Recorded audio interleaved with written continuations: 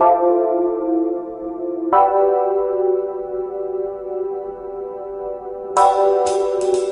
gracias, diputada. La corresponde por darnos esta oportunidad de platicar entre lo público y lo privado.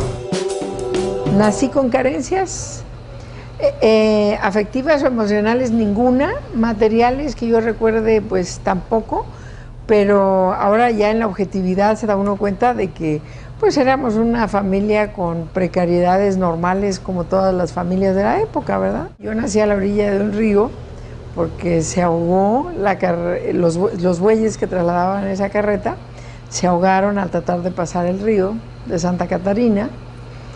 Y pues ahí dio a luz mi mamá, que le había regresado el médico, el doctor Esquinca, porque todavía le faltaba. De pronto ya hizo una reflexión en su vida de esa niña a lo que ha hecho la mujer. Yo creo que sí, porque ahí se sembró el interés social. Ver las desigualdades que existían en Chiapas, cuando mi padre y mi madre deciden trasladarnos a la Ciudad de México. Yo ingreso a la secundaria y a la preparatoria en México y de inmediato empiezo a hacer activismo político en la preparatoria 1 en San Ildefonso. Y ahí hice mucho proselitismo político, hice muchas campañas de alfabetización y de salud pública en los barrios circundantes de la Merced. Y convocaba yo a mis compañeros a sensibilizarse y a participar y ayudar a la gente. Entonces hicimos mucha tarea política, me postulé a la presidencia de la Sociedad de Alumnos, no era yo la candidata oficial, por decirlo así, y entonces hubo muchos incidentes dolorosos que me marcaron.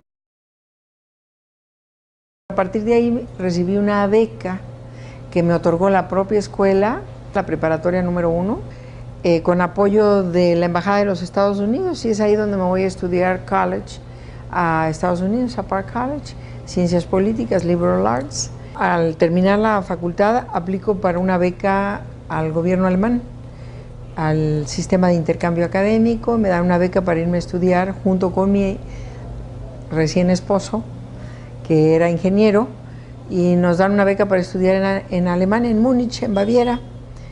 Mi esposo se va a la Technische Hochschule, que es la escuela de alta tecnología que hay en Múnich, y yo entro al seminario de Derecho de la Universidad Ludwig Maximilian. Yo ingresar a la Facultad de Derecho, empezar a impartir clases en el doctorado en Derecho, estamos hablando de 1972, y participo un par de años dando clases, pero al mismo tiempo empiezo a trabajar con empresas ya más grandes, y de inmediato me adopta ahora sí que el presidente de la compañía como su asistente personal, y empiezo a manejar muchas cosas, muchos negocios, y la experiencia que había tenido en el manejo de inversiones extranjeras, más la experiencia en esta empresa, me invitan también a participar en el gobierno y asumo mi primera responsabilidad en la Secretaría del Trabajo. ¿Se acuerdan cuánto fue su sueldo? Sí, eran 7,150 pesos. Cuando en la iniciativa privada en ese entonces yo ya ganaba 18,500. Era mucho menos de la mitad.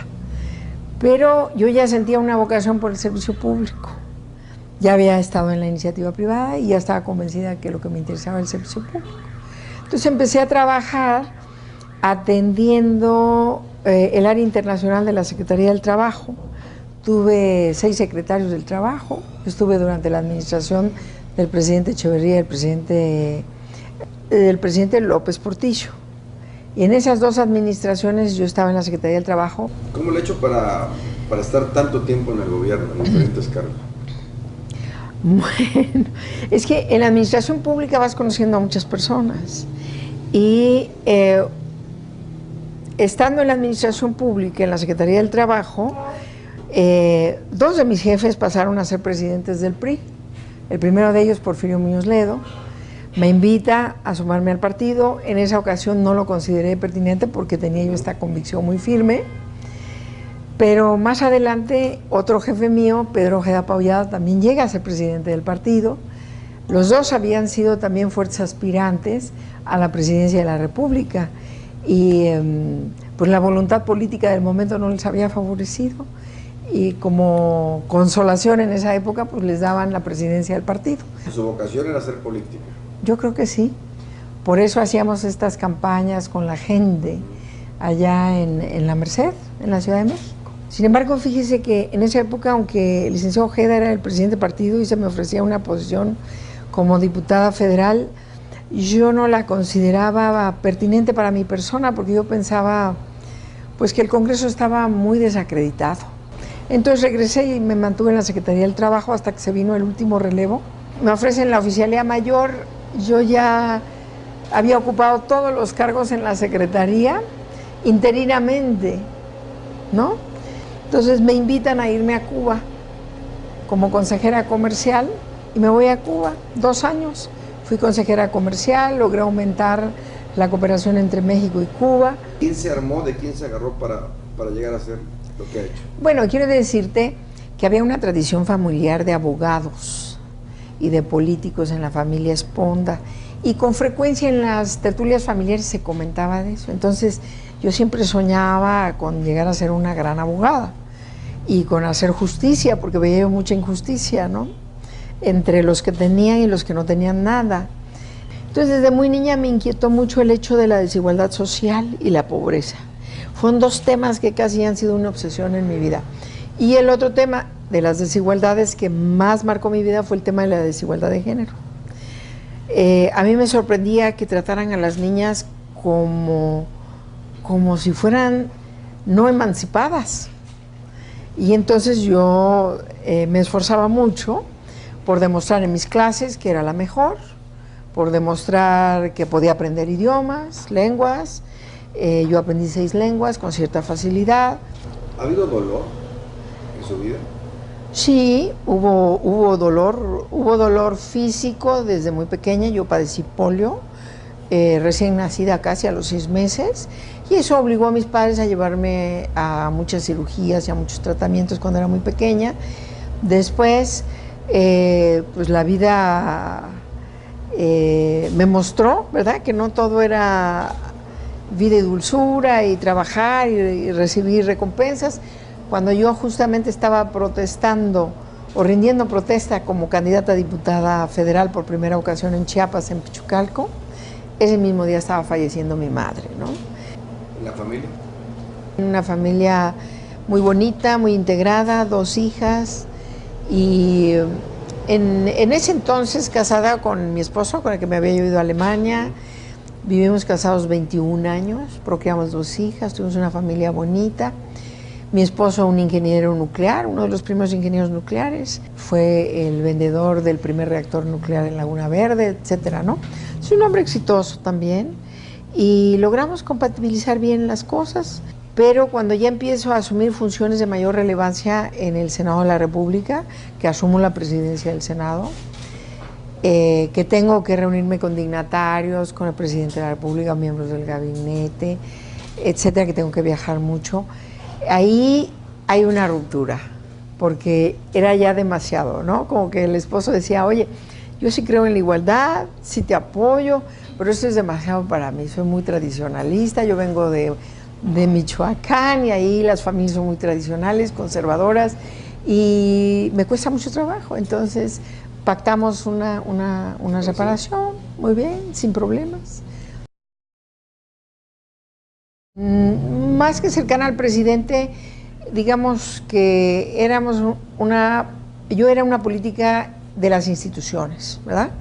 Venía con una formación profesional y personal reconocida dentro del partido, dentro del gobierno, y cercana al presidente de la Madrid, porque había yo participado en su campaña, cercana al presidente Salinas, porque había yo participado en su campaña, pero como senadora asumo el papel de líder de los senadores, y con mucha franqueza y apertura al presidente Salinas en aquel entonces le hice notar que para los senadores, para el grueso de los senadores, era muy difícil aceptar que México pudiera entrar al Tratado de Libre Comercio. Pero en ese entonces el presidente usó una metáfora, nos dijo, miren ustedes, ya, bueno, nosotros le decíamos, es que con este tratado nosotros nos vamos a ahogar, ¿verdad? Vamos a sucumbir como nación. Y entonces nos dijo, miren ustedes, hagamos de cuenta que estamos viviendo en una isla, pero el mar está creciendo y va a borrar la isla. Todos tenemos que aprender a nadar. Los que no saben tienen que desarrollar la habilidad de nadar.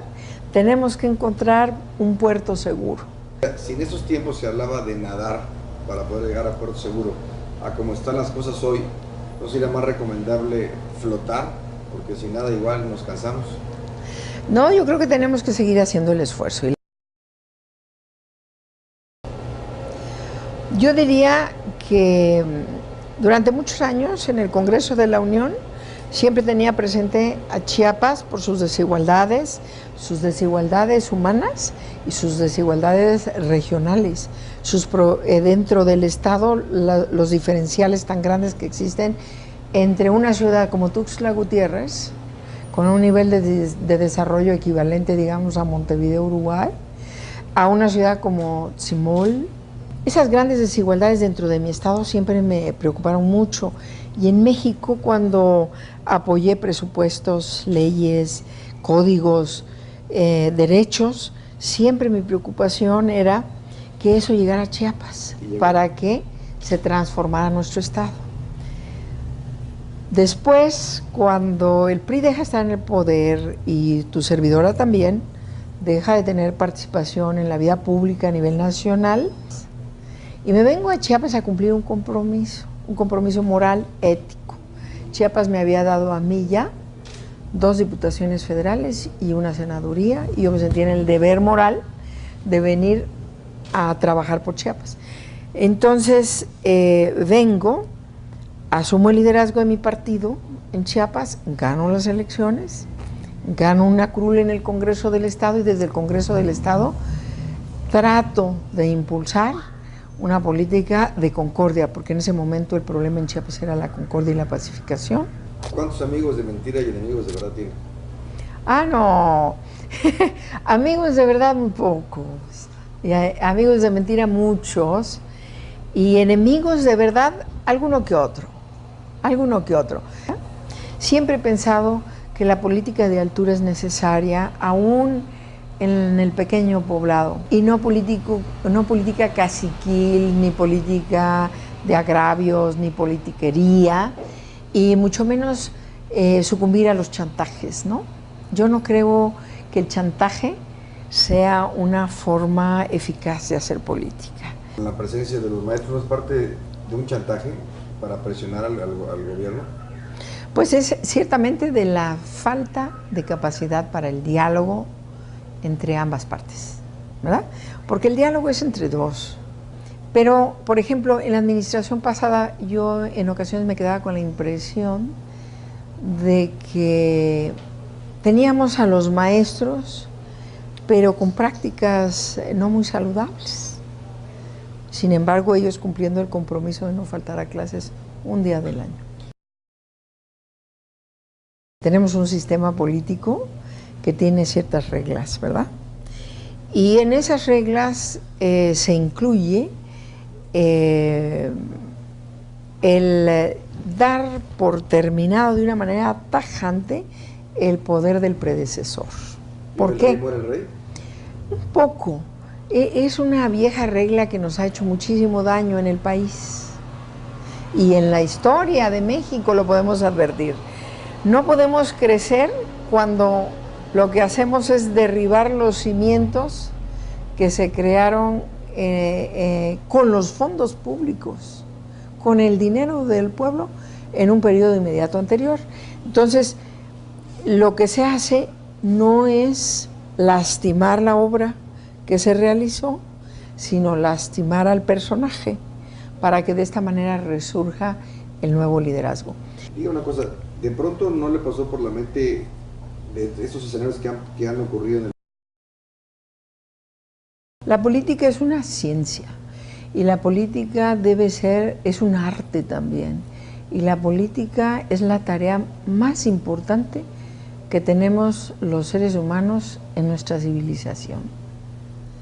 A partir de la política se desatan nuestras grandes virtudes, nuestros grandes éxitos, o nuestros grandes defectos y nuestras grandes debacles.